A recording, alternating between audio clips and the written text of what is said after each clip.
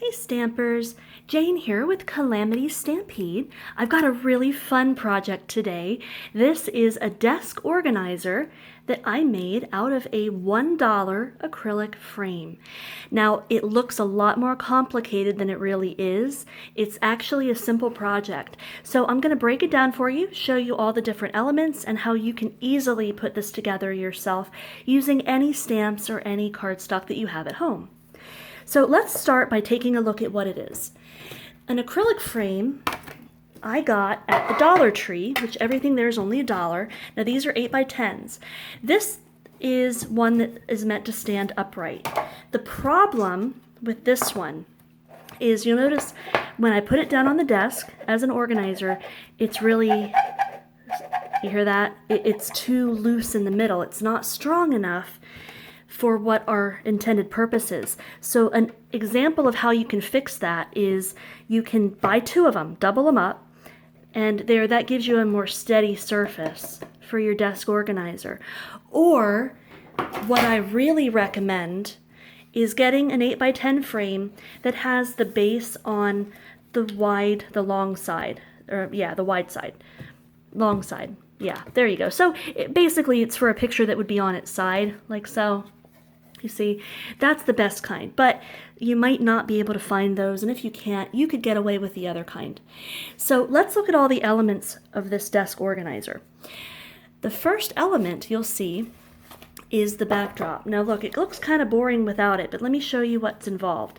There are 3 parts to it. There's this part that's a backing for your notebook. This part is a backing for the calendar. This part is a focal point, some kind of pretty little elemental design that you can use. So really, your dimensions of these are going to depend on what you're putting on your calendar. And there's a bunch of different options that I'll show you how. So what you do is once you have your layout, once you know what you want to do with it, you're going to measure so that you have backing, you see here. Now, let me show you the top 3 elements here. This is your notebook. As you can see, this was also a Dollar Tree notebook. Now, I was at the Dollar Tree the other day. They didn't have any long notebooks like this, but yours might, or you might be able to find it somewhere else. And if yours doesn't, I know mine had the smaller versions, so I'm going to show you how you can use a smaller version as well. This calendar, you can see here, was a simple piece of cardstock that I punched holes at the top. I used my blending brush to give me a little bit of color at the top and at the bottom. And I stamped the calendar on. And I'm going to show you in just a second how to do that because Stampin' Up! Has a new stamp set that allows you to customize your calendar, and it's so easy to use, but it looks complicated, so I'm just going to explain how to use it. I did a backdrop just for a little bit of added color and sturdiness or stability behind it. Now I only did 1 month here. You can do up to 18 months with this. You'll notice here, I'm going to pull this out so you can see better. These are brads. You see how they're bendable? What I did was I hot glued 2 brads. You want the larger size, not the mini brads, the regular size brads. You might have some in your desk already. Hot glue 2 of them there. And that's going to provide you the width. You might want to measure so you know how far apart to punch your holes. So I'm going to put my backing on there, and then I can make up to 18 months worth of these, which that's going to be my project for this week, is making the rest of the year for my calendar here. Okay, so let me talk about this calendar first. Let me show you real quick how to do this. It's not hard at all. This is our Days to Remember set. It is brand new in the Stampin' Up! Catalog for May. It began in May, it went live, and it runs all until next year. So you've got this beautiful calendar set. This is an entire stamp. You see this big old stamp here? You're either going to need a Stamparatus or the largest acrylic block to put this on because it's a very large stamp. And the reason they designed it this way, here, let me flip it the right way. Can you see here? The reason they designed it this way is so that you can customize your month. You know, the months all start on different days of the week. So I'm going to take my ink pad, and you'll notice it's a genius way they lined this up. It is exactly the width of a Stampin' Up! Ink pad. So this month in May, the 1st was on a Saturday. So that is perfect right there at the edge. Now, maybe another month, the 1st is on a Friday. So what I would do is my Friday, I would line up with the 1st. I'll just show you, just kind of do it this way. Saturday would be the 2nd and so on. And then, that's not going to be perfect, but close enough. And you're going to line that up there. Now you see it is the exact width of your Stampin' Up! Ink pad. And if the 1st was on a Thursday, it would go here and so on. You see? And you're only going to be inking the numbers that correspond to your month. Make sense? So the measurements for this particular calendar that I did, it is 4.5 inches by 3 3/4 inches. So it's 4.5 inches long, 3 3/4 inches wide. Okay, so those are your dimensions. I'm going to move this aside real quick so that we can look at the next element. So let's take a look at, this is a pen holder, okay, and it goes right underneath your pretty little focal point. Now the pen holder is very simple to make. All you do is cut a piece of cardstock. The cardstock I cut 5 3/4 inches long by 2 1/4 inches wide. Now I will say I cut it extra long. Here's the width of my pen. You see it hangs over a little bit. If you want to, you can cut it shorter. When your pen goes on there, you're going to have a little bit extra at the end. So you can cut them shorter, and really it depends on the size of your pen. If you have a longer pen, you might want it to cut longer, but that's one reason I cut it a little bit longer, was to allow some extra. So once you've cut it, you're going to score it at every 1/2 inch mark. So a 1/2 inch, 1/2 inch, 1/2 inch, and 1/2 inch. This one little piece is going to be a little bit smaller at the end. It's going to be about 1 centimeter, because that's where you're going to put your tape. So I used the red tape here. You can use your Stampin' Seal Plus, or you can use your tear-in tape, but you don't want to use a weaker glue or a Tombow. You want to use something that's super strong, because it needs to hold up. It needs to be sturdy enough that this isn't going to come apart, because you're going to be taking this pen in and out of here a lot, okay? So what you do is I already put this on, you're going to peel off the sticky part, or the backing part, and just line it up as you go, like so. Boop, it's lined up, perfect.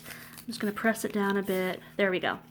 All right, so there you can adhere that to your backing. Now we're going to use this one in a minute when I show you another thing you can put together.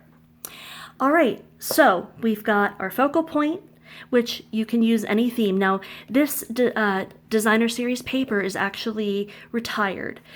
This was the Tropical Oasis paper, which is some of my very favorite. I really wish they would bring it back, because I'm kind of running out of it. But I love this, and so I wanted something relaxing for my desk.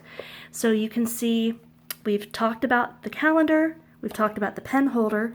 Now real quick, let's talk about your notebook, okay? Now your notebook, you're going to design this with whatever stamps you have, or whatever theme you're going for. Again, I used the Timeless Tropical set. Here's the set here. This was the theme that I went with. You can do whatever theme you want. And I also, for this particular sentiment, I used Friends Are Like Seashells, which is a current brand new stamp set, and I used this stamp right here. Okay, you can mix up your stamps a little if you want to.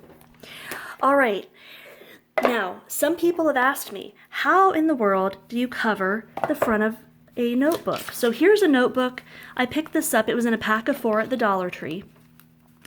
And I personally like this, but maybe you want something that's going to match. Maybe you want to use your DSP to cover it. How do you do that?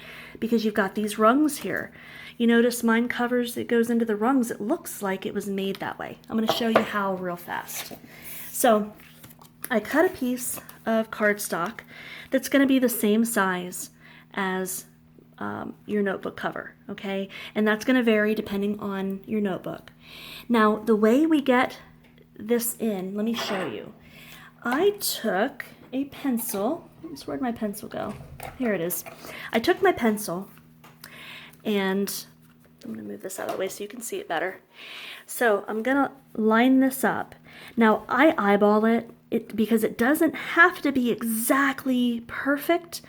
I put a line here about in the middle of where this hole is going to be.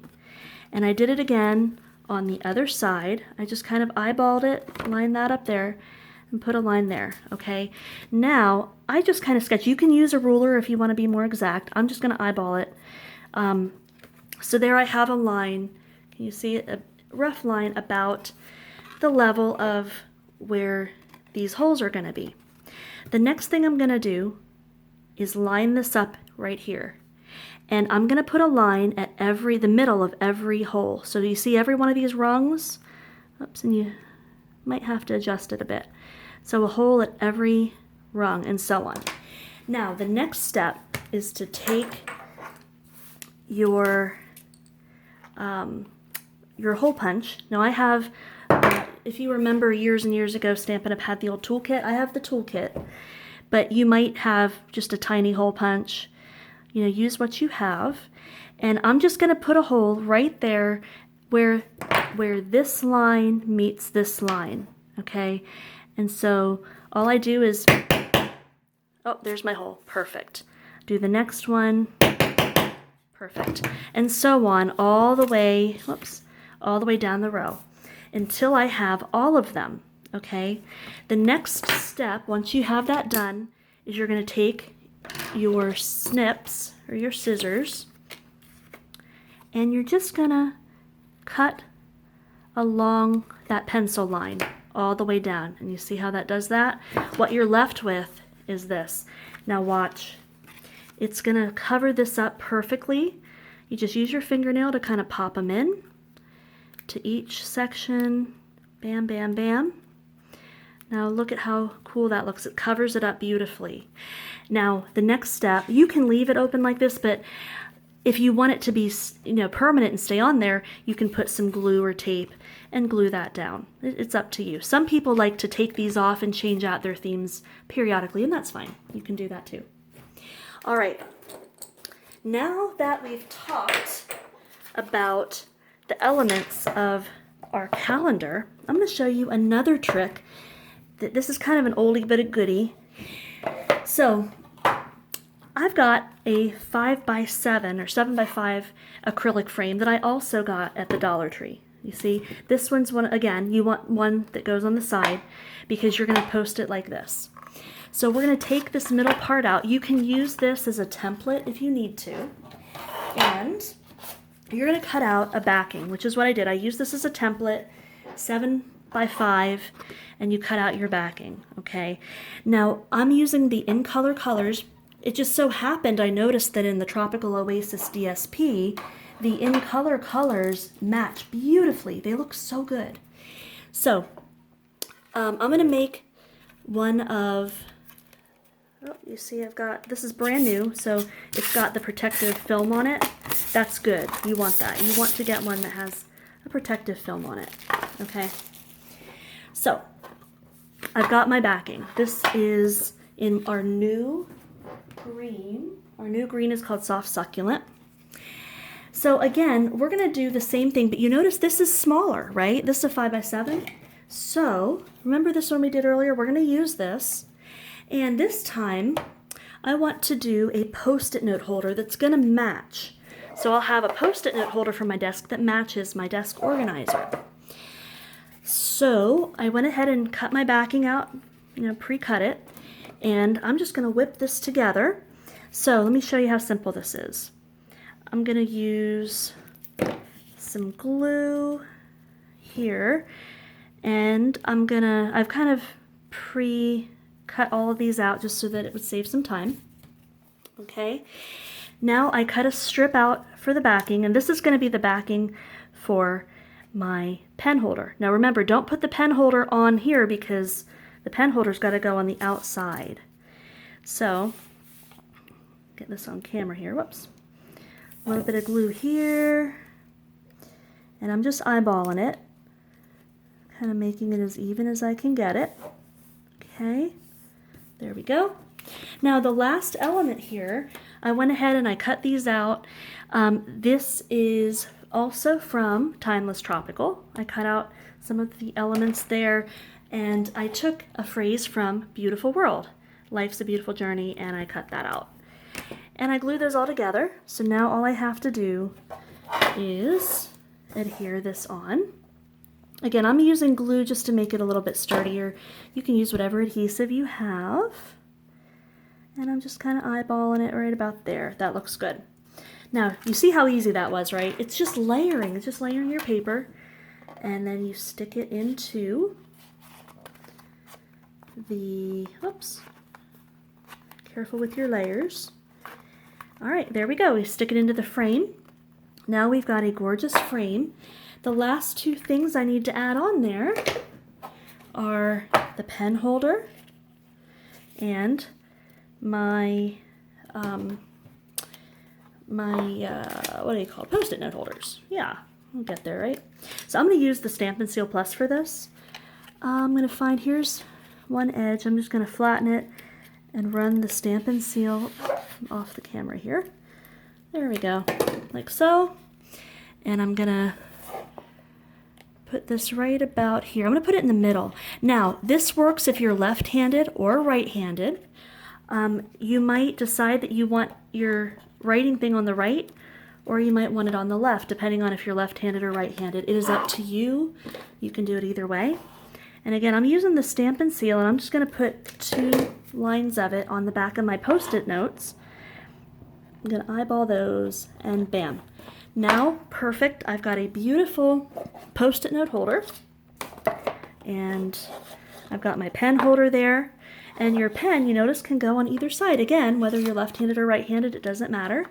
And so there you go. You can write your note. This is great to have sitting next to your telephone, because there you've got a perfect little station for taking notes when people use the phone. If people even do that anymore, I don't even know.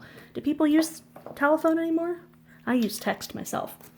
Okay, so the last thing I'm going to mention is, this is the 4-pack of notebooks I got at the Dollar Tree. I also noticed at the Dollar Tree they had a pocket calculator. Now, what if you have, a calendar, but maybe you need a calculator on your desk, or instead of a calendar, you want a calculator here. Maybe you need to do some math, or maybe this is how you keep track of bills or something.